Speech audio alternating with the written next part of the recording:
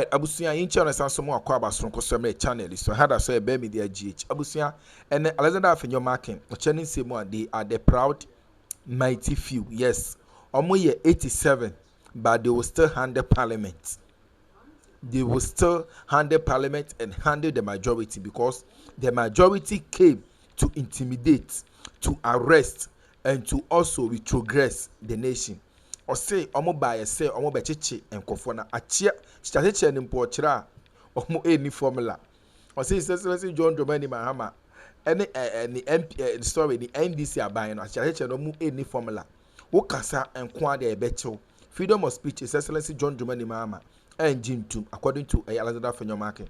Now they are not going to sit there for the majority to intimidate them. This time, no, omo ban hard on them. Yes, they are 87, but no more intimidation. Now they are assuring His Excellency John Dramani Mahama and the NDC say Ghana for anu omo. Yes, so they are bringing them to power 2028, and he Alexander Afenyo marking assure the parliament and the majority say 2028 they are becoming the majority. It just say wakasa wadin komo watutuja ankasa ewo ye parliament enya asem keto how do say be media GH money aso be subscribe be like na wa bo aso asha for pension no be atie no enya bi atie yonko na kwatie eye the proud mighty few omo nsem a omo de tuja ewo ye parliament emra sesia ye dance. We cannot afford to lose hope. Our nation has weathered many storms.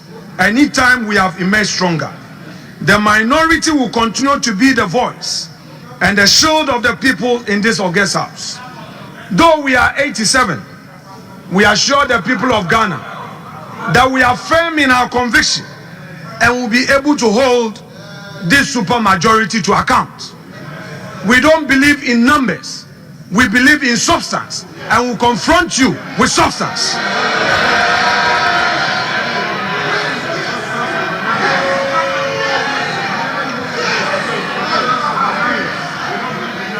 Mr. Speaker,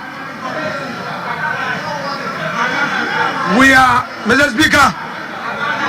a proud mighty few. Mr. Speaker, we are a proud mighty few who will speak truth to power and work tirelessly. Mr. Speaker, guided by discipline, hard work, and our faith in God. And Mr. Speaker, and inspired by your own hard work. When your party lost in 2000, you led a charge with fewer numbers, and within a short period, you made progress. We also inspired by what we saw in 2016, said that by 2020, your side had made progress. We believe in that same dream that come 2028, the minority will be the majority. The frequent arrests of opposition figures, journalists, and ordinary citizens on flimsy and politically motivated charges exemplify a pattern of harassment intended to silence dissent. They paint a troubling picture of a shrinking civic space in our democracy. Even more disturbing, young Ghanaians expressing frustration on social media have been targeted, questioned, and in some cases detained. The question we ask as a minority is this the reset we were promised, or an era of regression into intolerance? Mr. Speaker, the case of David Afukojopra, a young man known on social media as Akroma #2, highlights the disturbing double standards in how justice is applied. After a live stream on social media, he was swiftly arrested, prosecuted, and sentenced to 7 months in prison. Much as the law must be applied, we must ask, is the state equally swift when government-affiliated individuals commit similar or worse infractions? Not long before this incident, during the Akwetia by-election, the NDC National Vice Chairman, Sofo Azoka, openly declared that there will be by-election in my constituency. That was a threat, plain and simple. Unlike in the case of Kwame Nkrumah II, the police have not taken action. Mr. Speaker, why is there no agency on this matter? Why the speed in one case and silence in another? Justice must be seen to be done. Justice cannot be harsh on critics and lenient on those who are closer to power. The broader context deepens our concern. Mr. Speaker, on the 8th of September, the Bono Regional Chairman of the New Patriotic Party, Mr. Kwame Bafo Abronye, popularly known as Abronye DC, was arrested and detained on charges that appear politically motivated. The court ruling in this case raises deeper constitutional questions. In delivering judgment, the presiding judge, His Lordship Akwa, cited George Orwell's Animal Farm, observing that, quote, all men are equal, but some are more equal than others, unquote, and went on to quote the late President Robert Mugabe, purportedly, quote, I can assure you of freedom of speech, but cannot assure you of freedom after speech, end quote. Mr. Speaker, these remarks to us as the minority, coming from the bench, convey an unsettling message that equality before the law and freedom of expression may no longer be treated as fundamental rights, but as privileges subject to interpretation and power. Such reasoning, if left unchecked, sets precedent for democratic governance and judicial independence. The use of Orwell and supposed quote from Mugabe to rationalize the restriction of free speech undermines the spirit of our constitution, which guarantees every citizen the right to express opinion without fear of reprisal. Ghana's courts have long stood as the last line of defense for liberty, and any departure from that role risks eroding public confidence in justice itself. The minority, therefore, finds this trend dangerous and calls for restraint, reflection, and a renewed commitment to fairness, equality, and the true meaning of freedom under the rule of law. Mr. Speaker, the minority registers its unequivocal objection to the removal of the Chief Justice, Mrs. Gertrude Araba Esaba Saki Tokonu. We believe the process lacked transparency, violated constitutional principles, and set a dangerous precedent for judicial interference. 3 separate petitions were referred to the Puaman Committee. The committee only had 1 petition, then adjourned proceedings for continuation on the 15th of September. Yet, without notice to any party in the matter, the committee suddenly submitted a report on the 1st of September, and within 2 hours, an announcement was made of a removal. Was that adjournment a deception, Mr. Speaker? Even more troubling was a warrant of the suspension. It claimed to have made a prima facie determination, but to date, no one has seen said document, and this raises serious constitutional questions. The so-called Puaman report remains a secret document. We, the minority, shall not relent on our demand for a copy and a full disclosure of this report. Mr. Speaker, this matter goes beyond one individual. If this false and irregular process succeeds, it endangers every independent constitutional body. The Auditor General, the Electoral Commission, the National Commission for Civic Education, and even the Public Services Commission could be targeted next under the same Article 146 procedure. The question that must even be asked, that when a person is removed as a Chief Justice, that he or she remain a Justice of the Supreme Court. This will destroy the safeguards of accountability and erase the principle of probity from our governance. If judicial independence can be manipulated in this manner, we should not expect free or credible elections in future. Mr. Speaker, the judiciary is the last line of defense for our democracy, and any act that undermines its independence strikes at the heart of our constitutional order. The minority will resist any attempt to compromise the sanctity of the judiciary. Ghana's institutions must be protected from political manipulation And we will not sit idly by while dangerous precedents are set. On the issue of illegal mining, we, the minority, are of the view that this represents one of Ghana's gravest governance challenges that has persisted across successive governments and which has escalated into a full-blown national crisis is the menace of illegal mining, popularly known as galamsey. The devastation caused by galamsey to our environment, water bodies, and public health cannot be overstated. Even as we convene today, Mr. Speaker, our rivers run brown with pollution. Vast tracts of once fertile land lies carried and toxic, and many of our citizens in mining communities face illness and danger from poisonous chemicals. We have talked about illegal mining for years, yet the problem has only grown worse. Time for mere talk is over.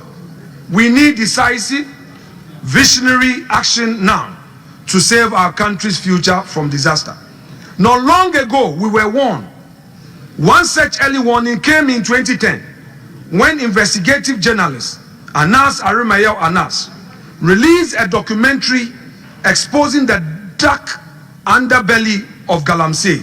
That expose, part of the Africa Investigate series, shone a light on the tragic consequences of illegal mining that were already evident back then.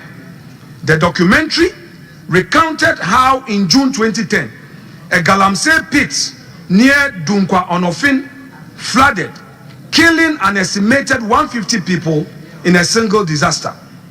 It showed the rampant corruption and complicity that allowed galamsey to flourish, including officials meant to enforce the law taking bribes to look the other way.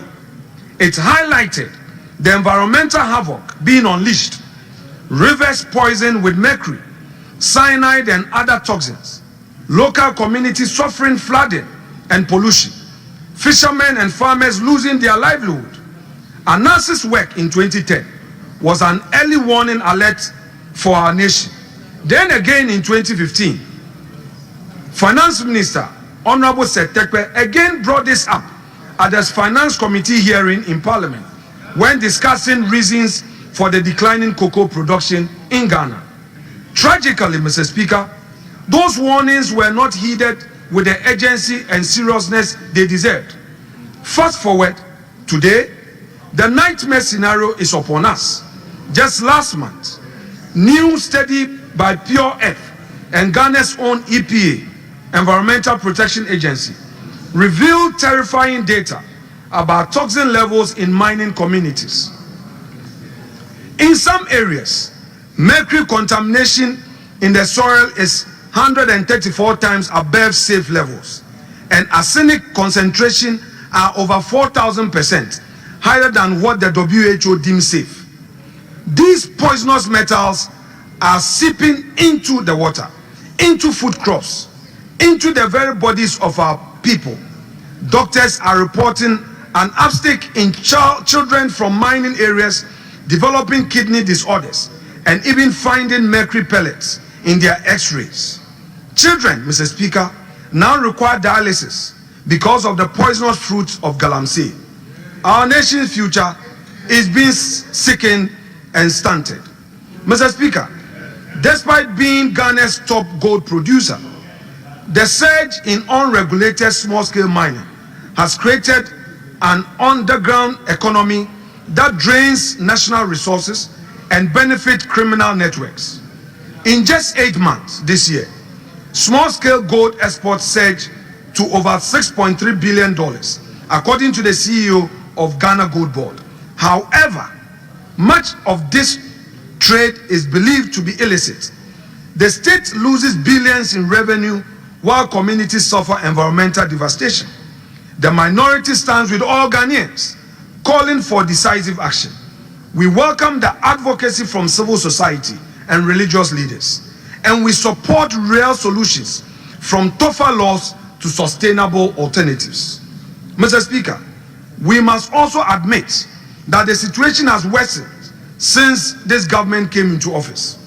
At the 2025 May Day celebrations, organized labor, speaking through its General Secretary General, confronted this matter with deep disappointment that the Galamsey menace has worsened under the watch of this government, barely 5 months into its administration.